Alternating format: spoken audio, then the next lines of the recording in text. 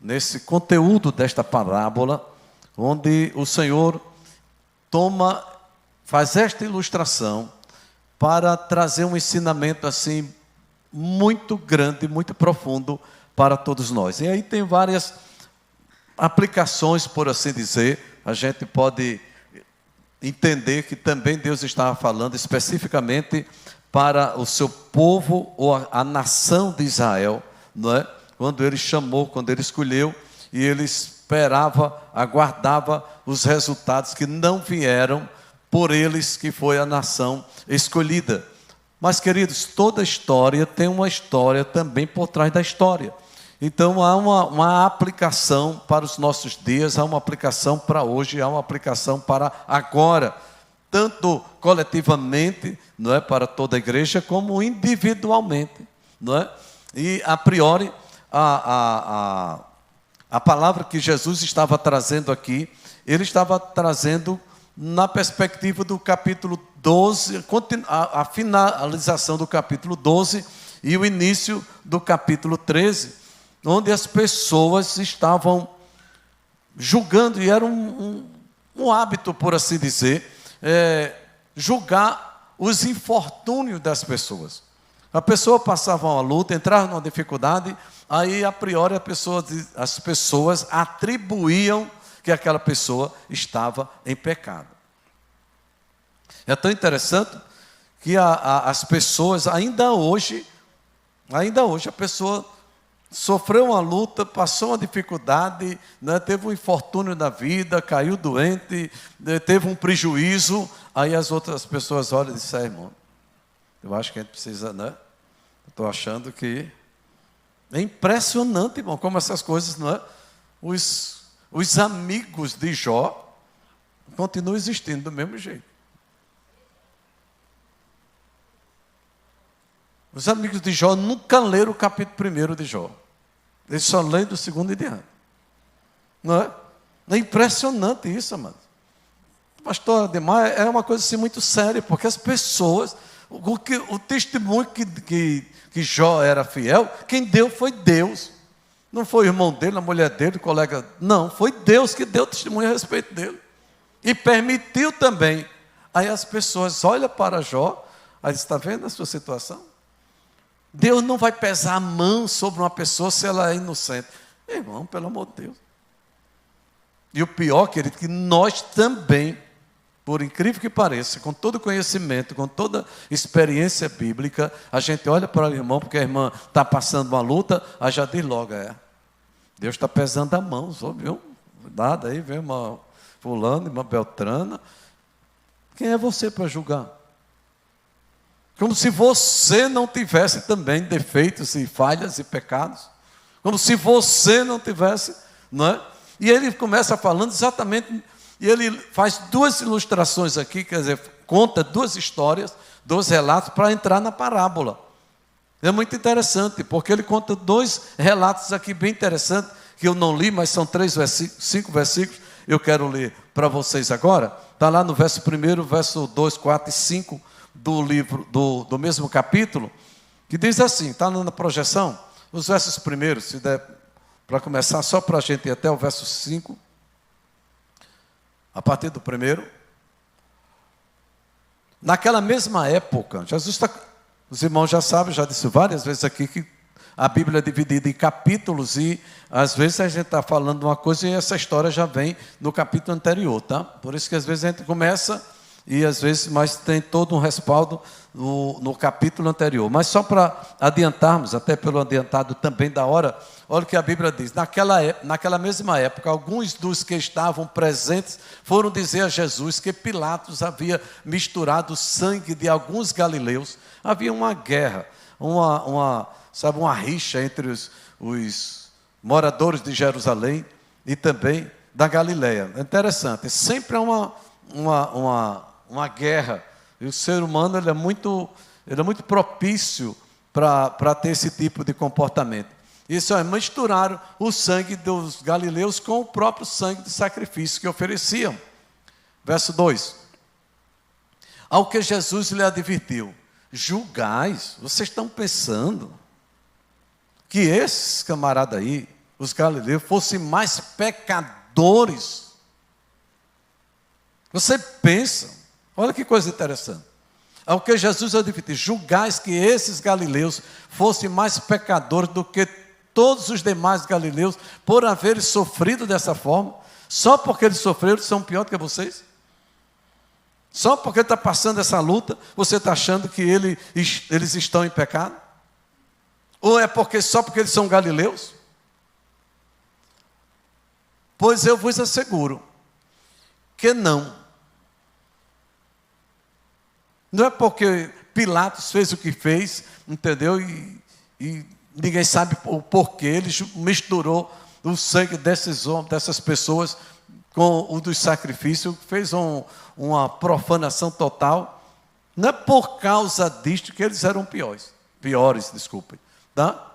Pois eu vos asseguro que não. Todavia, se não vos arrependeres, do jeito que eles morreram, da mesma forma que eles padeceram, vocês também perecerão. Tá? Ou pensais vós que aquelas 18 pessoas sobre as quais desabou a torre de Siloé, aquelas 18 pessoas que morreram, você sabe, ele estava contando da história que o povo sabia, da torre que caiu lá perto do tanque de Siloé, tá certo? E matou, eram mais culpados do que todos os habitantes de Jerusalém. Vocês estão julgando os galileus. Agora eu vou contar uma história dos habitantes de Jerusalém. Pronto. Vocês acham que os judeus são melhores?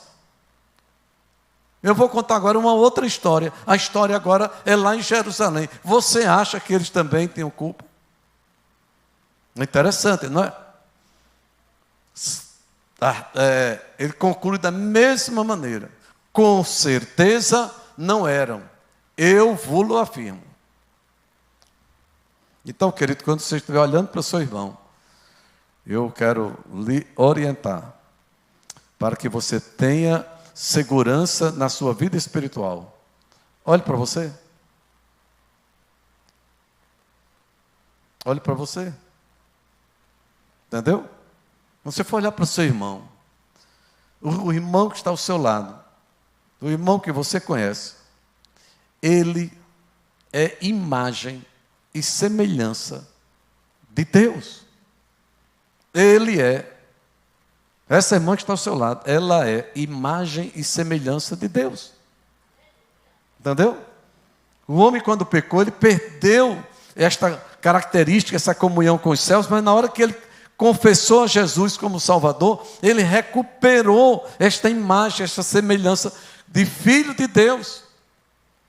Talvez você não conheça, você não entenda, você não saiba qual é a realidade dela, a situação dela, a condição socioeconômica, de formação, de geração, de família, de qualquer que seja a história. Entendeu?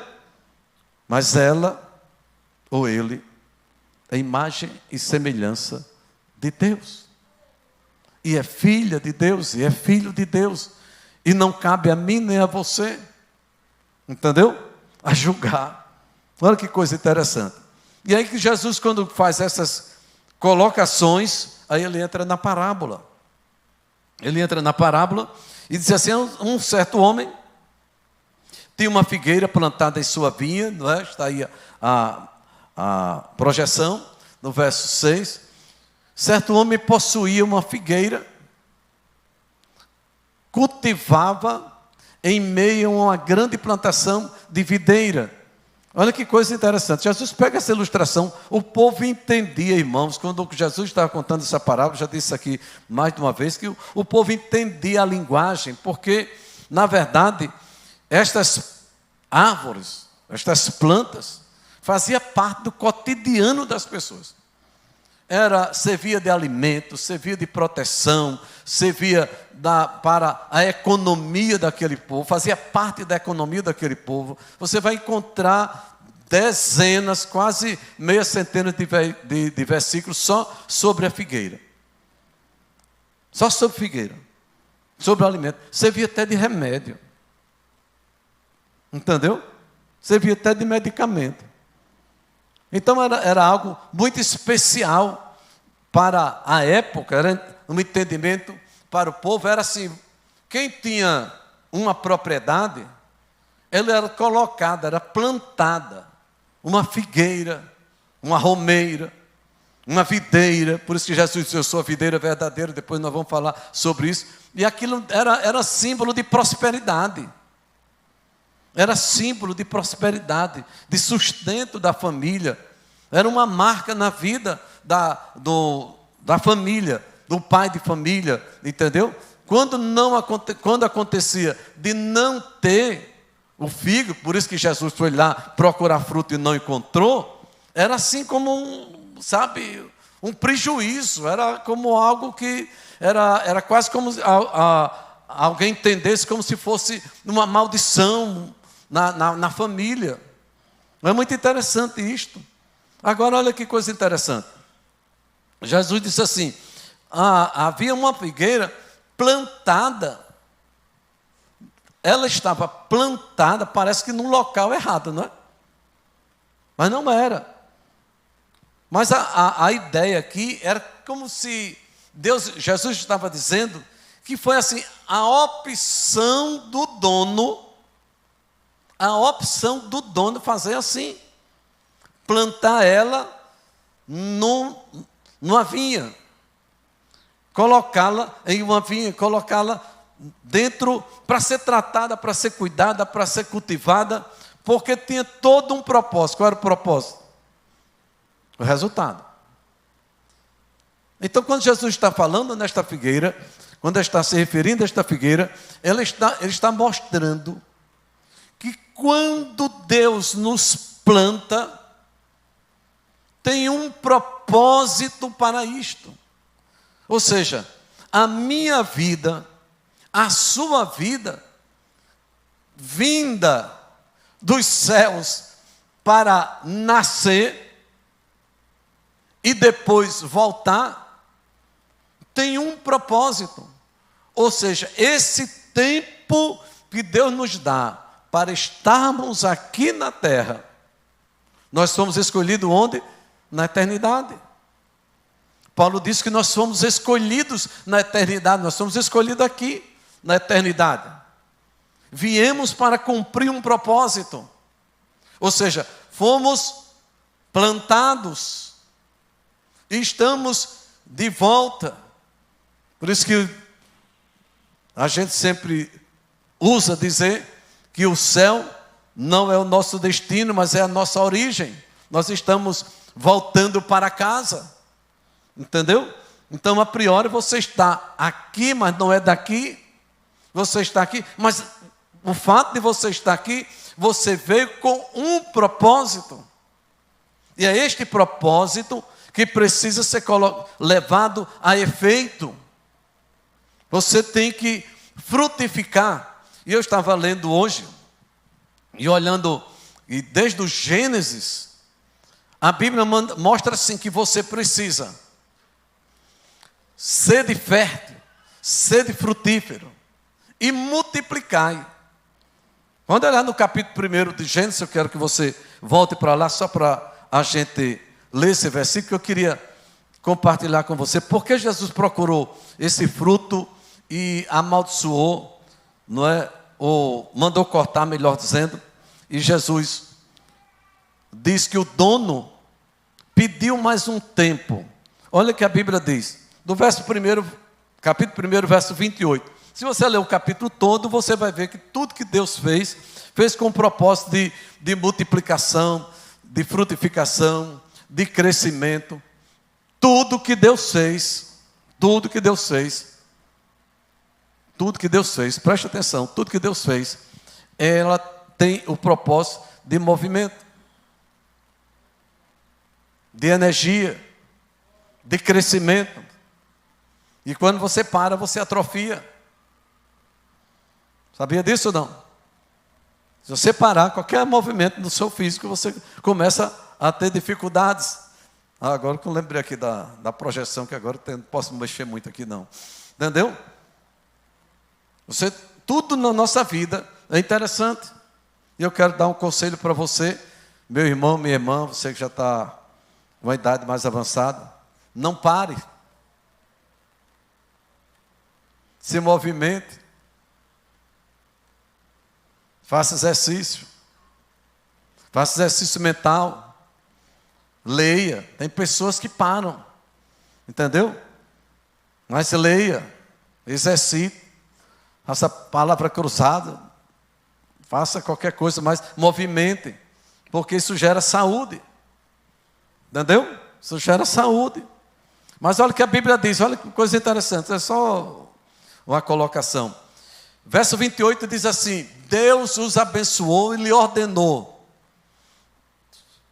sede férteis. Na Almeida diz assim: sede frutífero. E eu fiquei olhando, queridos, por que frutífero? E depois multiplicar. Se você frutifica, você multiplica. E aí eu comecei a ter esse entendimento. E que na verdade não necessariamente a ideia, pastor Márcio, da frutificação não é necessariamente a multiplicação. Meio paradoxal, não é? Mas a frutificação dá a ideia, preste bem atenção, a frutificação é a essência daquilo que a planta é. Entendeu? A frutificação não é necessariamente a multiplicação, porque se fosse, não dizia assim, frutificar e multiplicar. Mas quando ele está dizendo que você frutifique, ele está dizendo que de você, assim como você saiu de Deus, e que você é a imagem e semelhança de Deus, o que saia de você seja a essência de você mesmo. E aí Deus está trabalhando na perspectiva do caráter. Por quê? Porque quando nós olhamos para este capítulo aqui, do capítulo 13, a ideia que se passa no primeiro momento é que a gente não está trabalhando. Entendeu? A gente não está trabalhando, e porque não está trabalhando, nós somos inúteis. Não estamos sendo úteis. Mas a ideia que Deus está dizendo aqui, que Jesus está dizendo aqui, não era necessariamente pelo trabalho, mas era que você frutificasse. Entendeu? Que eu frutifique. Ou seja, que eu e que você, enquanto igreja, enquanto corpo de Cristo, multiplique naturalmente como uma consequência natural da palavra de Deus na minha vida e em sua vida, e isto faz a coisa acontecer. Porque tem muita gente trabalhando e não está frutificando. Eu estava lendo o capítulo 10 hoje de Lucas, quando Maria está, Jesus está na casa de Maria, Maria está ali trabalhando, ansiosa para um lado e para o outro. Ela estava trabalhando. Mas enquanto Marta estava trabalhando, estava trabalhando, Maria estava ouvindo, aprendendo e recebendo. Ou seja, ela estava ligada à fonte. Ela estava ligada à fonte, recebendo. E quando você recebe, por isso que a primeira parábola que Jesus disse, se você não entender a parábola da semeadura, ou do semeador, você não vai entender as demais parábolas. Porque a essência é a fonte, é você estar ligado à fonte. Se você está ligado à fonte, as outras coisas acontecem naturalmente. Entendeu? Por isso, quando Jesus vai procurar o fruto, ele não encontra. E ele diz, olha, então perdeu a finalidade. Mas não era o trabalho, querido. É que ela não estava produzindo aquilo para qual ela nasceu para fazer. Então você começa a raciocinar e pensar e dizer, Deus, por que eu nasci mesmo?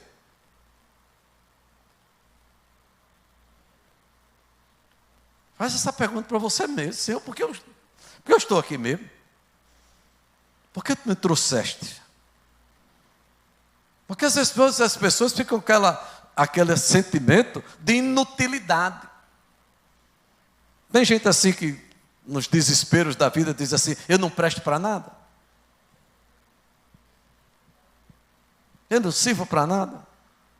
E o inimigo começa a colocar na mente da pessoa, pastor Márcio, é verdade, você é um zero à esquerda, entendeu? E não, querido, você tem muito valor para Deus. Você tem muito valor para Deus.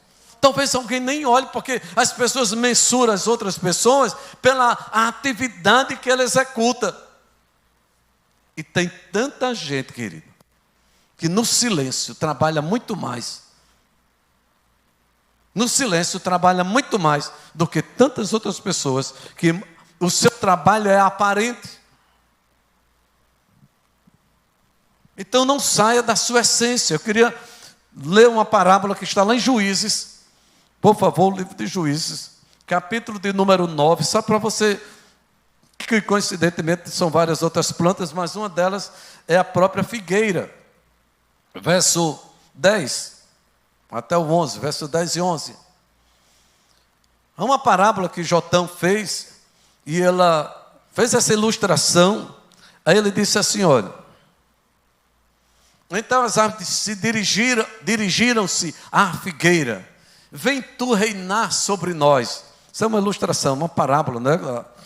Aí a figueira disse assim, olha, a figueira lhe respondeu: poderia eu sair do meu propósito, sair da razão da minha existência? Eu não vou mudar, querido, isso é sério demais. Entendeu? Poderia eu abandonar minha doçura?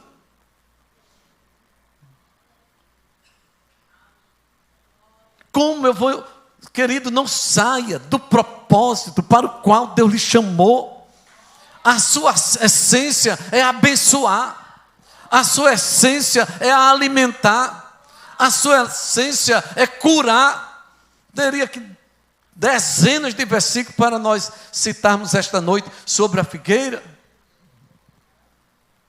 Um dia um rei estava doente, Deus disse: faça um emplastro, foi Ezequias, de pasta de figo, e ele vai ficar curado. Eu acho que essa figueira aqui, fazendo essa ilustração, logicamente, nessa parábola que Jotão fez, ele disse: eu nasci para isto. Eu nasci para abençoar. Eu nasci para alimentar. Eu nasci para curar. Eu não posso perder a minha essência. Eu deixar de ser uma figueira para ser um rei. Há um equívoco. Querido, entenda o chamado de Deus, a vocação de Deus na sua vida, aquilo que Deus colocou na sua vida, porque naturalmente não é o trabalho que vai identificar você, é você com a essência de Deus na sua vida que vai identificar o que você faz para a glória do nome do Senhor nosso Deus. Poderia eu abandonar a minha doçura e a boa produção? Preste atenção, não é do trabalho, é do fruto. O fruto no tempo certo. Eu não posso perder essa essência. Aleluia, isso é extraordinário, não é? A gente glorifica a Deus quando a gente começa a olhar para essas verdades bíblicas, para entendermos que o chamado de Deus, por isso que Jesus disse: olha, a figueira, ela foi plantada na vinha, e ele foi procurar fruto. Interessante que eu estava lendo lá em Levítico, eu acho que capítulo 19, se não estiver citando equivocado, que quando o homem plantava uma vinha, e que os primeiros 3 anos que ela frutificava, não podia usar nenhum fruto, para ela ficar madura, adulta, entendeu? Atingir o estágio da maturidade. No 4º ano, os frutos daquela que ela dava 2 cargas, por assim dizer, de fruto no ano, no 4º ano, aqueles frutos eram as primícias para serem oferecidos a Deus. Só no 5º ano, William, só no 5º ano é que o dono podia desfrutar daquele fruto. Que Deus tremendo, não é? Então imagine que esse homem aqui, nessa ilustração que Jesus está fazendo, nesta parábola, esta figueira devia já estar com 6, 7 ou mais anos. Ele disse, eu venho há 3 anos, ele não ia buscar nos anos anteriores. Talvez do 5º ano em diante é que ele estava vindo buscar. Querido, quando Deus trata com você, Ele trata porque Ele já lhe deu. Quando Ele trata com você, é porque Ele já deu as condições necessárias, a maturidade, a inteligência, a capacidade, o crescimento, e por isso é que Ele vai pedir a você aquilo que Ele já lhe deu. Então isso é extraordinário, nós precisamos... Eu estou olhando para a hora já chegou. Mas olha, e ele disse, o vinhateiro, eu já venho há 3 anos e não encontro fruto, então ela perdeu a finalidade de existir. Ela perdeu a razão de ser. Eu não sei, querida, mas só você mesmo sabe essa intimidade que você tem com Deus, esta afinidade que você tem com Deus, este compromisso que você tem com Deus, o que Deus colocou a sua essência, e Ele não está precisando necessariamente da multiplicação. Interessante, eu achei isso extraordinário. Se não houver, olha querido, se não houver, preste atenção, mas se não houver frutificação, não haverá multiplicação. Por isso tem gente que trabalha e não produz. Não produz nada. Cansa os outros. Mas quem frutifica, o resultado é abençoador. Sabe por quê? Porque nenhuma planta produz fruto para ela mesma. Nenhuma árvore produz fruto para ela mesma. Aleluia. Então, querido, o que Deus tem para você, o que Deus coloca para você, é para você abençoar o seu irmão. É para abençoar o irmão que está ao seu lado. Então não é para você estar julgando a ninguém, achando que é ou deixa de ser ou alguém, não. Jesus está dizendo, olha, se vocês não se converterem, vocês de igual modo morrerão do mesmo jeito, perecerão nos mesmos pecados deles.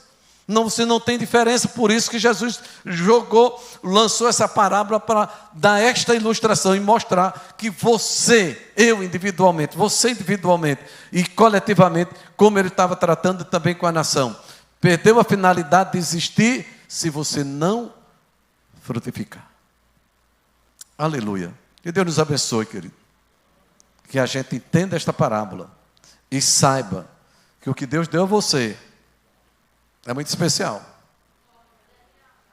Que Deus deu a mim e a você é muito especial. Se for olhar aqui, eu anotei aqui, eu acho uns 10 ou 12 versículos só sobre esta perspectiva deste capítulo que eu li há poucos instantes.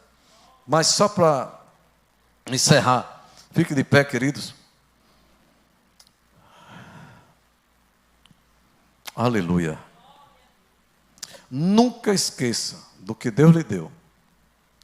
Nunca esqueça da razão da sua existência. Que você veio, foi chamado por Deus, foi escolhido por Deus, foi separado por Deus. Você não nasceu por acaso, você não é obra do acaso. Você não é um acidente de percurso. É muito interessante isso.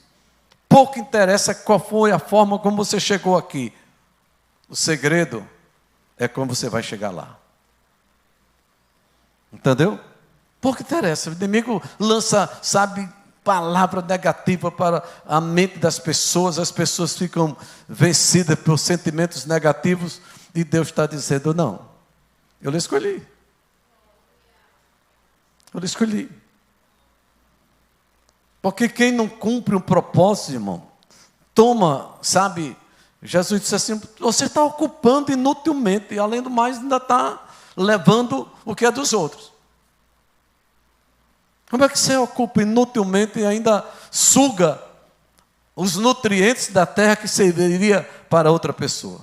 Ou para outra planta, né, por assim dizer. Que Deus abençoe, que você seja consciente desta verdade. Saia daqui hoje assim: Senhor, eu quero te louvar. Quando o homem, preste atenção e anote isso no seu coração. Quando o homem, né, quando a mulher, o homem, descobre o propósito da vida dele, ele passa a ser uma pessoa feliz. Ele passa a ser uma pessoa abençoada. Sabe por quê? Porque não tem razão de ter inveja de ninguém. Tá certo, meu Júnior? Por que eu vou ter inveja? Entendeu, Eliezer? Por que tem inveja? Eu nasci para isso. Por que eu vou desejar? Não é? Se você leu, depois vocês deixar como dever de casa é para vocês. O capítulo 9. Perguntaram a Romeira disse não. Perguntaram a videira disse não, eu não nasci para isso. Seja feliz com o que Deus lhe deu. Seja feliz com o que Deus lhe deu. Deixe de olhar para os outros, deixe de olhar para fulano. Se Deus quisesse que você fosse outra pessoa, você não era quem você é. Entendeu? Seja feliz porque você é brasileiro, seja feliz porque você é nordestino, seja feliz porque você está entendendo? Seja feliz pelo que Deus tem lhe dado, seja feliz pelo seu status social, seja feliz acima de tudo porque você é servo dele, seja feliz porque você é a imagem e semelhança de Deus. Em você a essência de Deus. Pronto. Por isso que o inimigo mexe muito nessa perspectiva. Mexe mesmo assim, tenta alcançar os brilhos das pessoas nessa perspectiva. Por quê? Porque ele sempre faz comparação. E este é um grande problema, pastor Arnaldo, porque as pessoas ficam fazendo comparação, não é? Porque eu não sou isso, porque eu não sou aquilo. Seja feliz, irmão. Agradece a Deus. Aleluia. Chega em casa hoje, eu não sei se ainda lancha hoje, se ainda janta, se come, sei lá, enche o bucho, vai dormir tranquilo, relaxadamente, em paz com Deus. Canta, adora a Deus, seja feliz com o que Deus tem feito na sua vida. Aleluia, Deus lhe deu. Tem tanta gente que gostaria de estar aqui agora, tanta gente que gostaria de estar no seu lugar, tanta gente que gostaria de estar, sabe, ter a condição que você tem. Eu vinha para a igreja agora, eu sei que quem passou do outro lado da avenida ali, tem um senhor com uma quantidade de lixo ali na esquina, e tem um rapaz assim, um senhor deitado, dormindo na calçada, bem lá perto, depois da Ceasa por ali. Disse, meu Deus, a gente barriga cheia, com roupa arrumada, entendeu? Está indo para cultuar a Deus. Eu passei ali, vi agora, quando eu estava vendo ali, do lado de lá, de frente àquelas casas, uma esquina com uma quantidade grande de lixo, um senhor no meio da calçada deitado, uma poluição tremenda. Irmão, você não agradeceu a Deus, você está aqui feliz, respirando, com saúde. Deus tem lhe dado tudo, irmão, glorifica a Deus, seja feliz pela essência de Deus na sua vida. Produza o que você nasceu para produzir, para frutificar, entendeu? Aquilo que Deus deu é aquilo que Deus quer para você. Deixa de olhar para os outros.